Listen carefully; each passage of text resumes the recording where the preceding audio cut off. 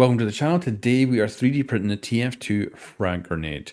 So this is a nice little model that's online, and link to the original one is in the comments below. Someone was kind enough to section it off into different parts to print, but I actually took it a step further and separated out the top here along with the safety pin or the safety lever, because that was going to be a hard print. So I've changed it a little bit, added a little peg as well onto the top part too. And it also made the painting of this a doddle, because otherwise I would have had to mask off the silver part for the safety lever and all that, whereas that just being a separate part, easy as hell to paint.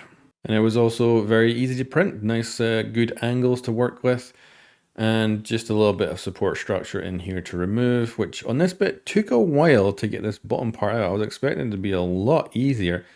It ended up being a pain, but then as soon as it did start to go, the whole thing just popped right out and it was no real issue. But you can see I definitely had a bunch of struggle with it. I've definitely found the white filament is a little bit more annoying to work with, maybe, but I don't know if that's actually the case. Whereas that one, boom, popped out. So I can't wait to get some black high-speed filament for the K1, and I think I'll be going awesome.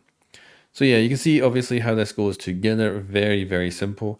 Because it's a TF2, the frag grenade is a little bit kind of wonky in its shape, because it's kind of more cartoony. So it's not actually the same on all sides. But here we go, all glued up, looking absolutely lovely. Get the bands off. And then yeah, because of the design change I made, just add that on top separately.